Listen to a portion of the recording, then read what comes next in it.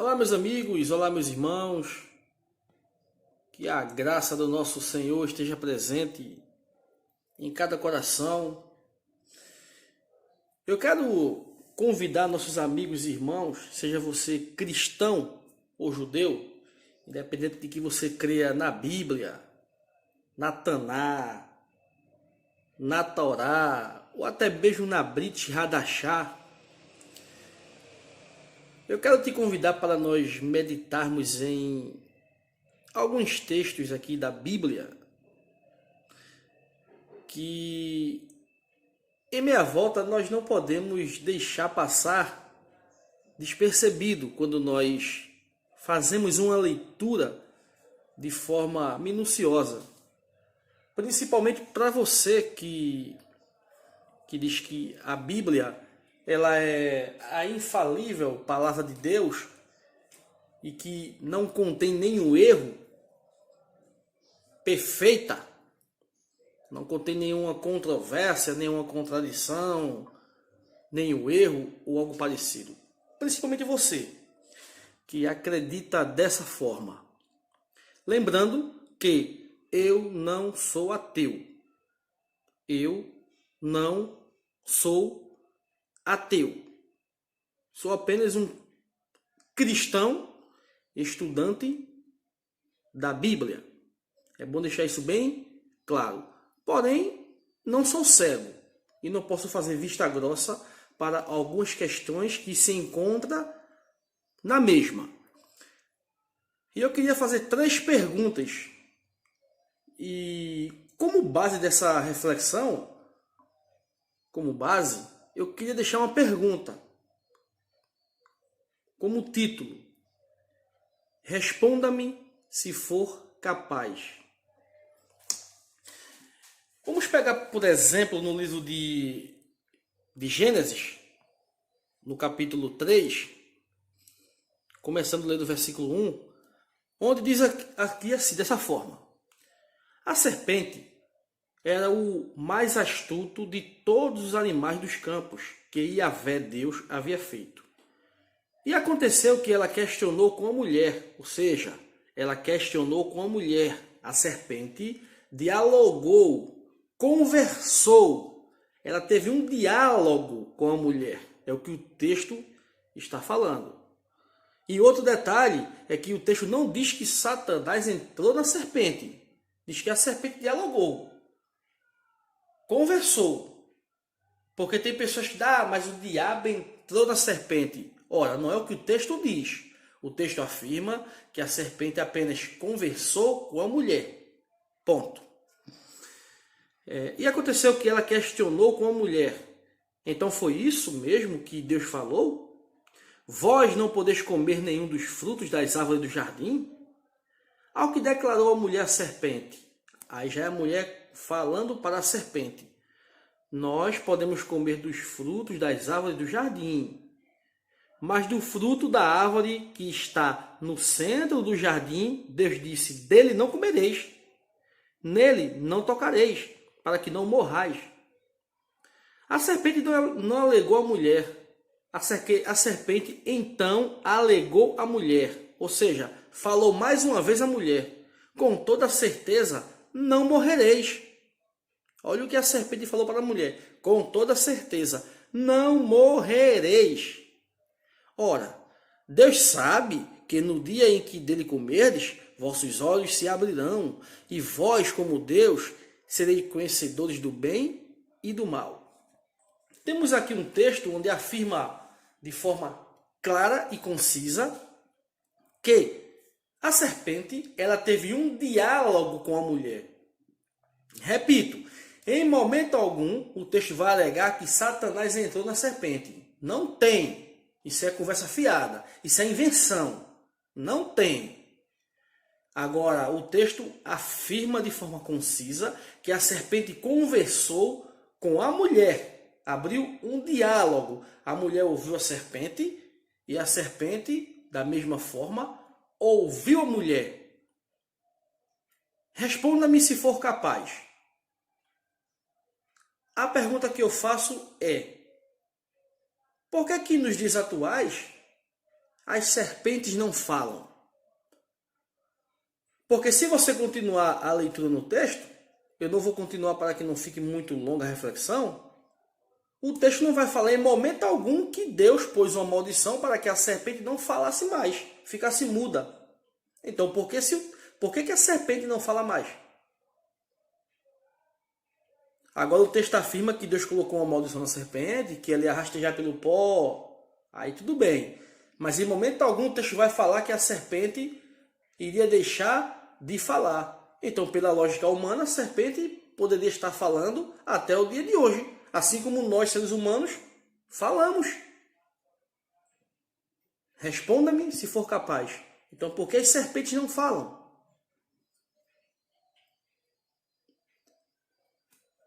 Eis a questão. Vamos para o segundo ponto, que se encontra no livro de Marcos. Vamos para o livro de Marcos agora. Para o capítulo 11, nós iremos ler os versículos 12 a 14. Onde vai dizer assim: No dia seguinte, enquanto estavam saindo de Betânia, Jesus teve fome. E avistando ao longe uma figueira com folhas, foi verificar se encontraria nela algum fruto. Chegando perto dela, nada encontrou, a não ser folhas, porque não era a época de figos. Preste bem atenção no texto. Veja o que diz o versículo 13. E avistando ao longe uma figueira com folhas, foi verificar se encontraria nela algum fruto. Chegando perto dela, nada encontrou, a não ser folhas, porque não era a época de figos. Por que Jesus não encontrou figos? Só encontrou folhas, porque não era a época de figos.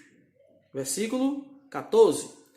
Então a repreendeu: nunca mais em tempo algum coma alguém fruto de ti. E os discípulos escutaram quando proferiu isso. É interessante porque quando nós paramos para analisar essa questão aqui, o texto afirma categoricamente, de forma concisa, que não era época de figos. Não era época de figos. Responda-me se for capaz. Como que Jesus iria encontrar figos naquela árvore se não estava na época daquela árvore produzir figos? Ora, para quem acredita na Santíssima Trindade, Jesus não é Deus? Sendo ele Deus, ele não sabia que não haveria nenhuma fruta, nenhum figo naquela árvore? E o que ele foi fazer ali? Dar a viagem perdida? É como, por exemplo, eu estou aqui em minha residência, eu sei que não é o tempo de manga e eu vou sair da minha casa em busca de manga. Aqui próximo da minha casa tem um pé de manga. Então não é tempo de manga, mas eu vou lá no pé de manga para ver se eu consigo pegar algumas mangas. Tem lógica nisso? Tem base uma coisa dessa? Não é época de azeitona, mas eu vou sair da minha casa para algum lugar em busca de azeitonas. Claro que eu não vou encontrar azeitonas, meu filho. Não está em sua época. É claro, meu filho, que eu não vou encontrar manga, pois não é a época de manga. Lógico que Jesus não iria encontrar figos, pois não era a época de figos. É o que o texto está falando. Será que isso cabe na cabeça de alguém que raciocina? Será que tem lógica, tem fundamento algo como isso? Não é um pouco contraditório essas questões? Lógico, aí o cara religioso, a Bíblia é a palavra santa de Deus e tal, vira e mexe, aquela coisa toda. Não, mas ele queria ali dar uma lição, queria mostrar, cada um que invente o que queira, cada um que procure uma moleta para basear sua fé. Mas que é um pouco contraditório para uma pessoa que tem o juízo no lugar e raciocina, e não podemos fugir dessa realidade. Vamos agora ao terceiro e último ponto. Eu quero ir primeiro para Ezequiel. Vamos procurar aqui Ezequiel, capítulo 18. E vamos ler o versículo 20, onde ele vai dizer assim. Ele vai falar o seguinte. Eu poderia ler o texto todo, mas aí ficará muito longo. Diz assim. O indivíduo que pecar, esse morrerá. O filho não levará a culpa do pai. Tampouco o pai será culpado pelo pecado do filho.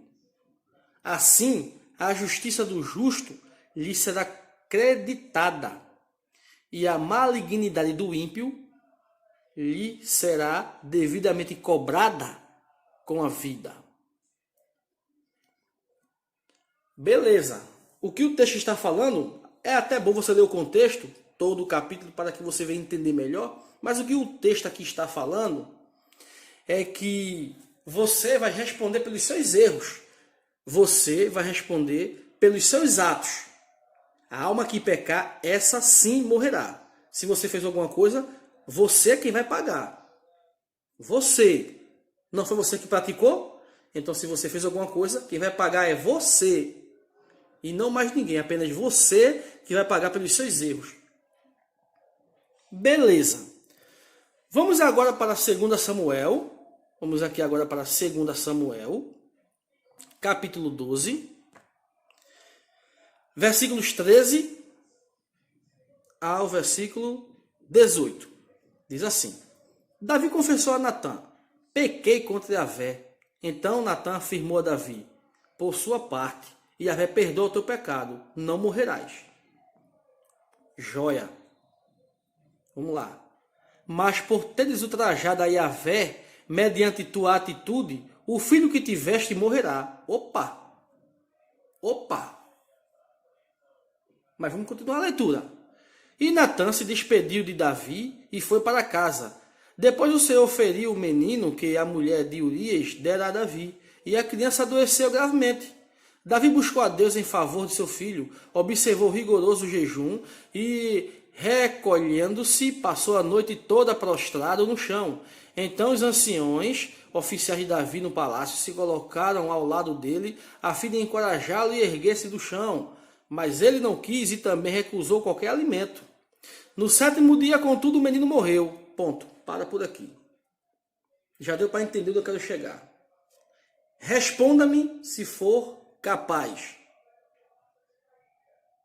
Como é que um texto, Deus afirma que o pai não vai pagar pelo pecado do filho e o filho não vai pagar pelo pecado do pai, mas a essa alma que pecar se morrerá. Quem pecar morre. Você vai responder pelos seus atos e não os outros responder por você. E aqui a gente vê Davi fazendo uma besteira e quem paga é o filho de Davi. Como é que pode? Responda-me se for capaz. E o que é interessante é que no versículo 13 aqui, para que a coisa fique mais complicada ainda, vai dizer assim, ó, Davi confessou a Natã. O ato que ele praticara, ele falou para Natã. Pequei contra Yahvé. Então Natã afirmou a Davi, por sua parte, Yahvé perdoa o teu pecado, não morrerás. Opa! Mas não foi Davi que cometeu o pecado? Então por que Davi não morreu? E ao invés de Davi morrer, quem morreu foi o filho de Davi. Aí fica uma pergunta. Se isso não for uma contradição, o que será, afinal de contas? Será que uma pessoa que raciocina, que tem o juízo no lugar, vai deixar passar uma coisa dessa? Será? O problema que eu vejo no meio cristão é que tem muitas pessoas pegando a Bíblia e fazendo malabarismo. Pessoas pegam a Bíblia para fazer malabarismo. Por isso que eu afirmo em uma das minhas mensagens do meu canal do YouTube que os circos acabaram. Não existe mais circo. Acabaram os circos. E os palhaços e principalmente os mágicos estão tudo dentro das igrejas evangélicas agora, fazendo malabarismo com a Bíblia, inventando. Os caras pegam a Bíblia e inventam uma coisa para justificar algo que a mesma não fala e nunca falou. É isso que está acontecendo. Responda-me se for capaz. Como é que em um texto, que é o texto de Ezequiel 18, vai afirmar que o pai não paga pelo filho e nem o filho paga pelo pecado do pai, a alma que peca essa morrerá, e aí Davi peca, e quem morre é quem? É quem? É quem? É quem? O filho de Davi. E o texto ainda afirma que Yahvé perdoou o pecado de Davi e Davi não iria morrer. Então o que é que o filho de Davi, afinal de contas, tem a ver com isso? Tudo bem que foi um erro que Davi cometeu. Ele traiu o comandante, um dos seus subordinados, que foi à guerra, Urias. Ele traiu, cometendo um ato pecaminoso. Mas o que é que o filho de Davi tem a ver com isso? O que é que a criança tem a ver com isso? Para pagar pelo pecado de Davi. Então são questões bastante complicadas de se resolverem, né? Então, fica aí a minha pergunta. Responda-me se for capaz. Que o nosso Deus nos abençoe e nos guarde.